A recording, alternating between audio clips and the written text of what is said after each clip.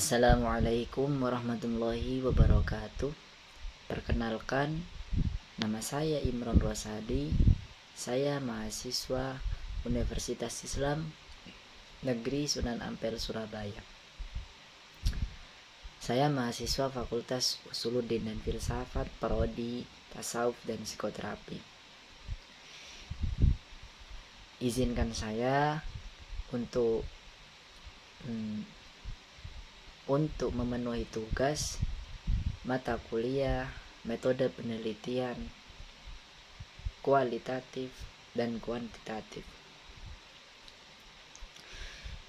Jadi langsung saja ke pembahasan yang akan saya bahas. Di sini saya akan membahas tentang instrumen dan teknik pengumpulan data kualitatif. Jadi berbicara tentang kualitatif, teman-teman, apa sih penelitian kualitatif itu? Jadi penelitian kualitatif ini merupakan pendekatan penelitian yang menitik beratkan pada pemahaman yang mendalam mengenai fenomena sosial, budaya, serta perilaku manusia. Nah, dengan menggunakan data yang bersifat non-numerik. Nah, data tersebut dapat berupa seperti kata-kata, gambar, atau artefak budaya yang diinterpretasikan untuk menangkap makna dan konteks yang melekat pada fenomena tersebut. Nah, fokus utama dari penelitian kualitatif ini adalah memahami realitas dari sudut pandang individu yang berpartisipasi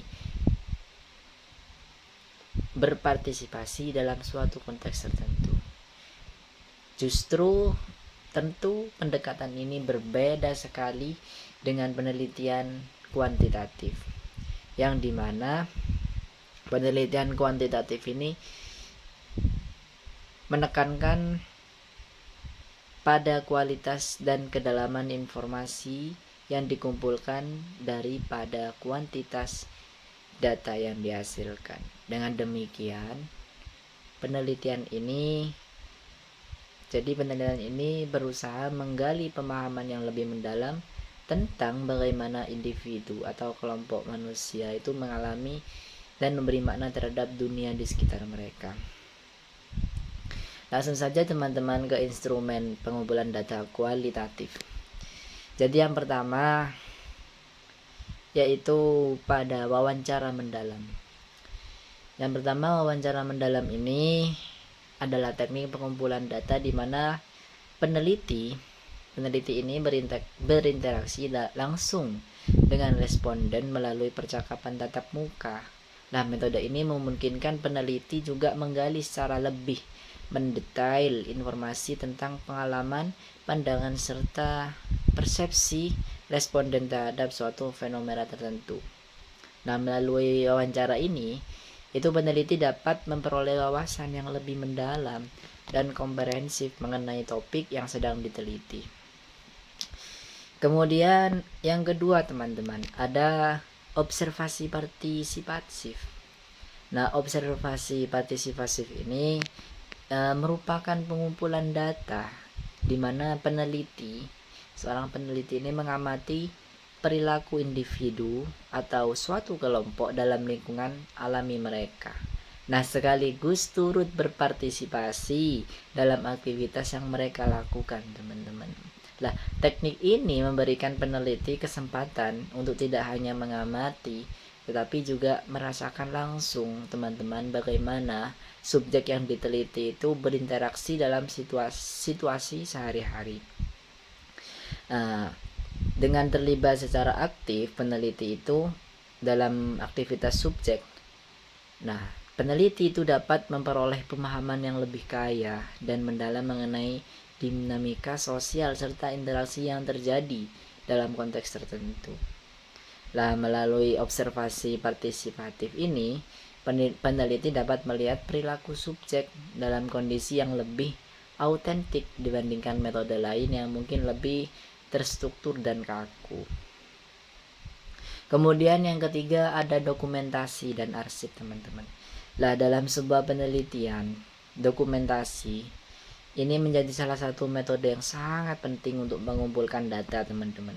Lah, metode ini melibatkan pengumpulan dan analisis terhadap berbagai jenis dokumen yang relevan dengan topik yang sedang diteliti. Kalau tidak relevan jangan diteliti ya, teman. Jangan di dokumennya itu jangan diambil begitu, teman-teman.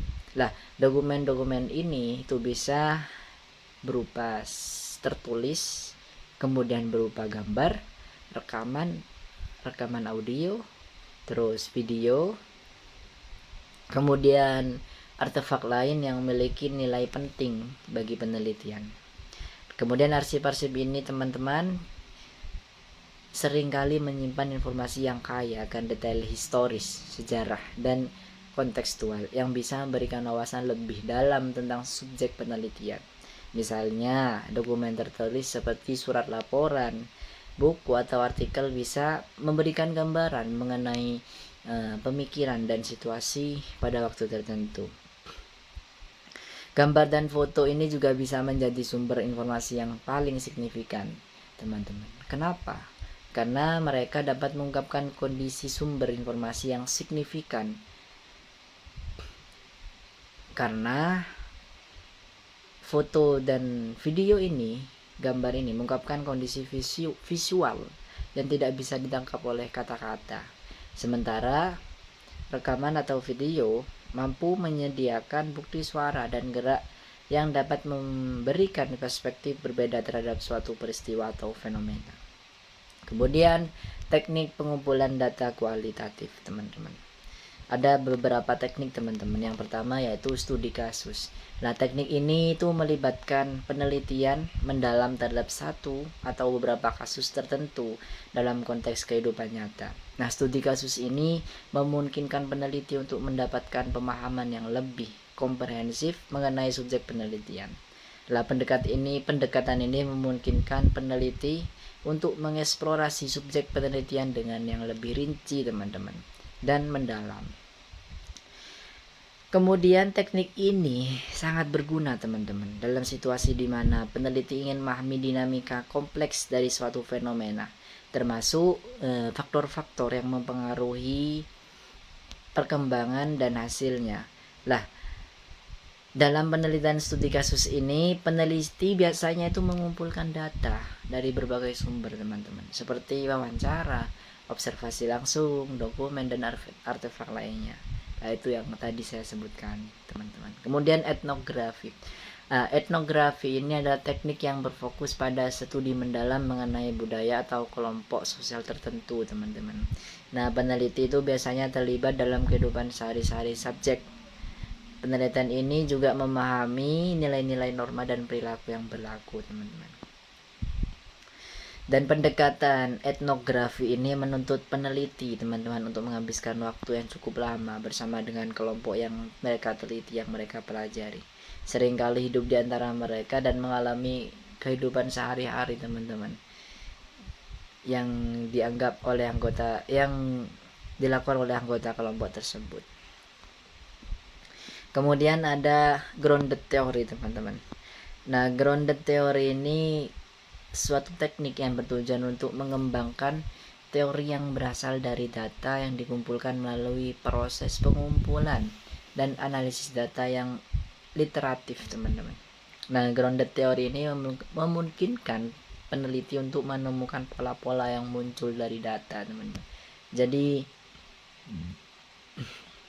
grounded theory ini merupakan suatu metode penelitian yang dirancang, teman-teman, dirancang untuk mengembangkan teori yang didasarkan pada data yang diperoleh dari lapangan. Jadi pengembangan teori, teman-teman. Nah, metode ini menekankan pada pengumpulan dan analisis data secara iteratif, teman-teman. Kemudian grounded theory ini juga memungkinkan peneliti untuk mengidentifikasi, teman-teman, pola-pola dan kategori yang muncul dari data. Dengan kata lain, teori yang dihasilkan itu benar-benar atau tertanam teman-teman dalam data yang telah dikumpulkan. Kemudian selanjutnya itu teman-teman peneliti dalam grounded teori ini harus mengelompokkan unit-unit terkecil yang bermakna. Selanjutnya peneliti ini mengidentifikasi hubungan antara kategori-kategori tersebut. Dengan mengulang proses ini secara terus-menerus, peneliti ini dapat mengembangkan teori yang tidak hanya relevan teman-teman, tetapi juga memiliki validitas yang tinggi karena teori tersebut berakar kuat pada data yang diperoleh dari lapangan. Nah, grounded teori ini merupakan pendekatan yang unik menurut saya karena menawarkan cara yang efektif untuk memahami dan menjelaskan fenomena kompleks yang seringkali tidak terjangkau oleh metode penelitian tradisional. Begitu teman-teman. Jadi kurang lebihnya itu saja yang cuman bisa saya jelaskan teman-teman. Mungkin ada salah kata dan mungkin ada kata-kata yang tidak berkenan di hati teman-teman. Saya mohon maaf yang sebesar-besarnya. Saya akhiri teman-teman. Jangan lupa subscribe, like untuk mendukung saya terus berkembang dan berprestasi. Saya akhiri. Wassalamualaikum warahmatullahi wabarakatuh.